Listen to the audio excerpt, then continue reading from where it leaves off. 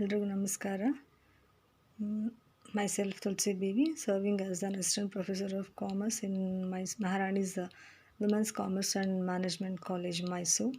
I was handling the costing paper for the first year BCom students. Before lockdown, I have completed 95% of the syllabus to the student. The remaining 10% will be completed by sending the study materials to the students' WhatsApp group. Now I am giving a detailed explanation of those topics through this video so that they can easily watch and learn any number of times to understand the concept as well as the solutions. Now let me start the explanation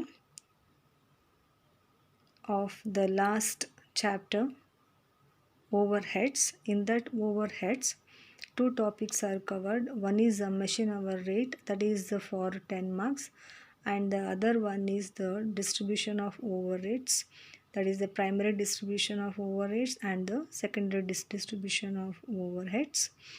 This is the first class of overhead chapter. In the class I have already given the theory part, that you are all familiar with that.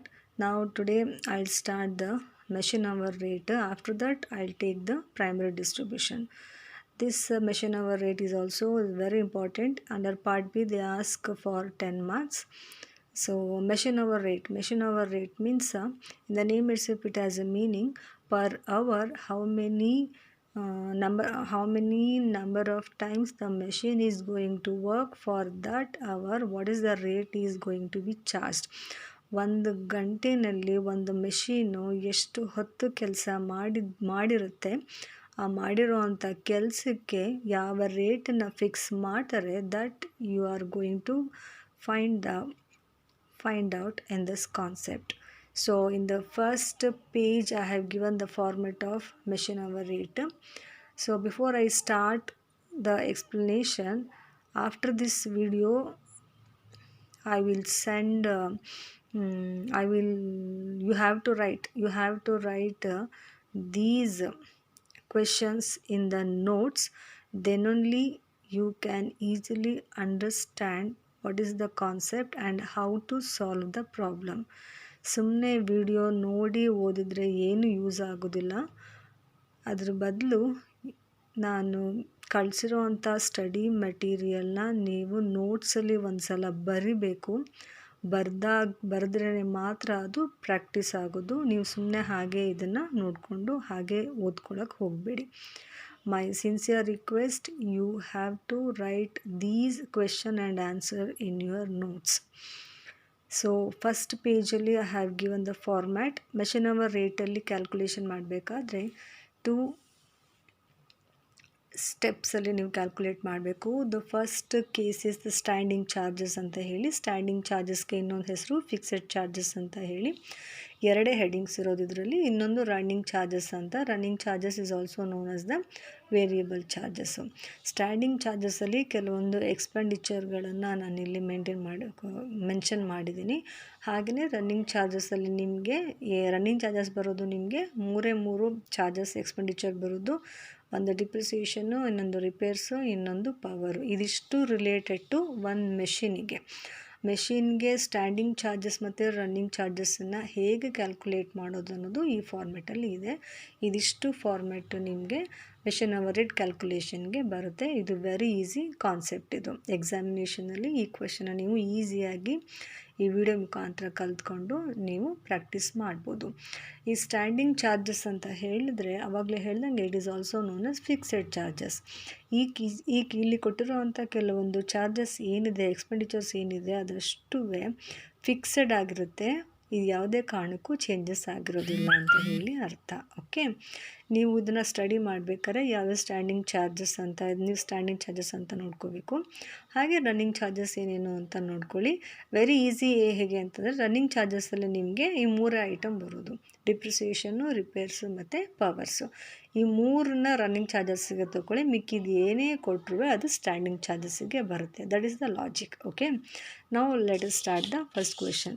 ನಿಮಗೆ question bank ನಿಮ್ಮ ಹತ್ರ ಇರೋದ್ರಿಂದ question ಬ್ಯಾಂಕಲ್ಲಿರೋ ಪ್ರಾಬ್ಲಮ್ಸನ್ನು ಕೂಡ ನಾನು ಎಲ್ಲವನ್ನು ನಾನು cover ಮಾಡೋಕ್ಕೆ ಹೋಗಿಲ್ಲ. ಎಕ್ಸಾಮಿನೇಷನ್ ಪಾಯಿಂಟ್ ಆಫ್ ವ್ಯೂಗೆ ಎಷ್ಟು ಬರುತ್ತೋ ಅಷ್ಟನ್ನು ಮಾತ್ರ ನಾನಿಲ್ಲಿ ಕವರ್ ಮಾಡಿದ್ದೀನಿ.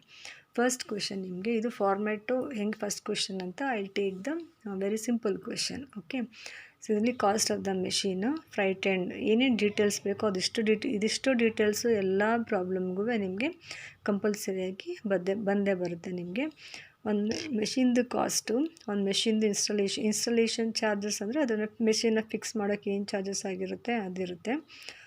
ಆ ಮೆಷಿನ್ಗೆ ಎಷ್ಟು ಲೈಫ್ ಇದೆ ಅದು, ಆ ಮೆಷಿನ್ ಎಷ್ಟು ಹೊತ್ತು ಕೆಲಸ ಮಾಡಿರುತ್ತೆ ಅದು, ಆ ಮೆಷಿನ್ಗೆ ಎಷ್ಟು ರಿಪೇರಿ ಬಂದಿದೆ, ಆ ಮೆಷಿನು ಎಷ್ಟು ಪವರನ್ನು ಕನ್ಸ್ಯೂಮ್ ಮಾಡಿದೆ, ಅದ್ರ ಜೊತೆಗೆ ಆ ಮೆಷಿನ್ಗೆ ಎಷ್ಟು ಆಯಿಲನ್ನು ಹಾಕಿದ್ದಾರೆ. ಲೂಬ್ರಿಕೆಂಟ್ ಆಯಿಲ್ ಅಂದರೆ ನಿಮಗೆಲ್ಲ ಗ್ರೀಸ್ ಅಂತ ಕೇಳಿದಿರಲ್ಲ, ಫ್ಯಾಕ್ಟ್ರಿಗಳಲ್ಲಿ ಮೆಷಿನ್ಗಳಲ್ಲಿ ಹಾಕ್ತಾರಲ್ಲ, ಆ ಆಯಿಲು ಲೂಬ್ರಿಕೆಂಟ್ ಆಯಿಲನ್ನು ಎಷ್ಟು ಕೊಟ್ಟಿದ್ದಾರೆ ಅಂತ ಅವನು ಮೆನ್ಷನ್ ಮಾಡಿರ್ತಾನೆ.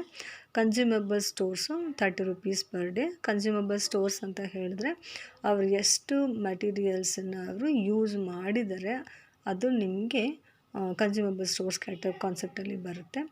ಸ್ಟೋರ್ಸ್ ಡಿಪಾರ್ಟ್ಮೆಂಟಲ್ಲಿ ಅದು 30 ರೂಪೀಸ್ ಅಂತ ಕೊಟ್ಟಿದ್ದಾರೆ. ಅದಾದಮೇಲೆ 3 workers R engaged on the machine. ಆ ಮೆಷಿನಲ್ಲಿ ಕೆಲಸ ಮಾಡೋಕ್ಕೆ ಎಷ್ಟು ಜನ ಕೆಲಸ ಮಾಡ್ತಿದ್ದಾರೆ? 3 ಜನ ವರ್ಕರ್ಸ್ ಇದ್ದಾರೆ. ಆ 3 ಜನ ವರ್ಕರ್ಸ್ ಈಗ ಎಂಗೇಜ್ ಆಗಿದ್ದಾರೆ ಅಂತಂದಮೇಲೆ ಅವ್ರು ಕೆಲಸ ಮಾಡಿದ್ದಾರೆ ಅಂತ ಅರ್ಥ. ಫಾರ್ ದೇರ್ ವರ್ಕ್ ಎಷ್ಟು ಅವರಿಗೆ ವೇಜಸ್ಸನ್ನು ಪೇ ಮಾಡ್ತಿದ್ದಾರೆ, ಅದಕ್ಕೆ ಅವನು 50 ರೂಪೀಸ್ ಪರ್ ಡೇ, ಒಬ್ಬರಿಗೆ 50 ರೂಪೀಸ್ ಹಂಗೆ ಪೇ ಮಾಡ್ತಿದ್ದಾರೆ ಅಂತ ಹೇಳಿ ಕ್ಯಾಲ್ಕುಲೇಷನನ್ನು ಕೊಟ್ಟಿದ್ದಾರೆ. ಇಲ್ಲಿ ನಿಮಗೆ ಒಬ್ರಿಗೆ 50 ರೂಪೀಸ್ ಅಂತ ಅರ್ಥ ಅಲ್ಲ, 3 ಜನಕ್ಕೂ ಸೇರಿ 50 ರೂಪೀಸ್ ಈಚ್ ಅಂತ ಕೊಟ್ಟಾಗ 3 × 50 ಮಾಡ್ತೀರ ನೀವು. ಬಟ್ ಇಲ್ಲಿ 50 ರೂಪಿ 3 ಜನಕ್ಕೂ ಸೇರಿ 50 ರೂಪಾಯಿ. ಸೊ 3 ಜನಕ್ಕೂ ಸೇರಿ ಪರ್ ಡೇ ಅಂತ ಇದೆ. ಒಂದು ದಿನಕ್ಕೆ 50 ರೂಪಾಯಿ 3 ಜನಕ್ಕೆ ಅಂದರೆ ಬರೀ 50 ಅಷ್ಟು ತೊಗೋಬೇಕು. ಇಂಟು 3ನ ನಾವು ಮಾಡೋಕ್ಕೆ ಹೋಗಬಾರ್ದು. So these are the information. ಇಷ್ಟು ಇನ್ಫಾರ್ಮೇಷನಲ್ಲಿ ನೀವು ಫಾರ್ಮೆಟನ್ನು ಜ್ಞಾಪಕ ಇಟ್ಕೊಂಡಿರಿ. ಸ್ಟ್ಯಾಂಡಿಂಗ್ ಚಾರ್ಜಸ್ ಏನು, ರನ್ನಿಂಗ್ ಚಾರ್ಜಸ್ ಏನು ಅಂತೇಳಿ. ರನ್ನಿಂಗ್ ಚಾರ್ಜಸಲ್ಲಿ 3 ಐಟಮ್ಸು, ಒಂದು ಪವರು, ಇನ್ನೊಂದು ರಿಪೇರು, ಇನ್ನೊಂದು ಡಿಪ್ರಿಸಿಯೇಷನ್. ಆ 3 ಬಿಟ್ಟು ಮಿಕ್ಕಿದಲ್ಲಿ ಏನೇ ಇದ್ರೂ ಅದು ನಿಮಗೆ ಸ್ಟ್ಯಾಂಡಿಂಗ್ ಚಾರ್ಜಸ್ಸಿಗೆ ಫಸ್ಟ್ ಹೆಡಿಂಗಲ್ಲಿ ಬರುತ್ತೆ. ಕಾಲಮ್ ಹಾಕಿಬಿಟ್ಟಾದಮೇಲೆ ನೀವು ಸ್ಟ್ಯಾಂಡಿಂಗ್ ಚಾರ್ಜಸ್ ಅಂತ ಬರ್ತೀರ. ಫಾರ್ಮೆಟಲ್ಲಿರೋ ಹಾಗೆ ಬರೆದು ಆಯಿಲ್ ಎಷ್ಟು, ಇಲ್ಲಿ ಎಲ್ಲವೂ ಫಾರ್ಮೆಟಲ್ಲಿ ಏನಿದೋ ಎಲ್ಲವನ್ನೂ ಕೊಡಲೇಬೇಕು ಅಂತ ಏನಿಲ್ಲ. ಇಲ್ಲಿ ಏನು ಇನ್ಫಾರ್ಮೇಷನ್ ಕೊಟ್ಟಿದ್ದಾರೆ ಇಷ್ಟು ಇನ್ಫಾರ್ಮೇಷನಲ್ಲಿ ಯಾವುದು ಸ್ಟ್ಯಾಂಡಿಂಗ್ ಬರುತ್ತೆ ಅದಕ್ಕೆ ಹಾಕಿ, ಯಾವುದು ರನ್ನಿಂಗ್ ಬರುತ್ತೆ ಅದಕ್ಕೆ ಹಾಕಿ. ಇದರಲ್ಲಿ ಈಗ ಕಾಸ್ಟ್ ಆಫ್ ದ ಮೆಷಿನ್, ಈ ಕಾಸ್ಟ್ ಆಫ್ ದಿ ಮೆಷಿನಿಗೆ ಮೆಷಿನ್ ಮತ್ತು ಇನ್ಸ್ಟಾಲೇಷನ್ ಇದೆರಡು ಕೂಡ ನಿಮಗೆ ಡಿಪ್ರಿಸಿಯೇಷನ್ ಅಂತ ರನ್ನಿಂಗ್ ಚಾರ್ಜಸ್ ಹೇಳಿದ್ನಲ್ಲ, ಈ ರನ್ನಿಂಗ್ ಚಾರ್ಜಸ್ಸಲ್ಲಿ ಡಿಪ್ರಿಸಿಯೇಷನ್ಗೆ ಒಂದು ಫಾರ್ಮುಲಾ ಇದೆ.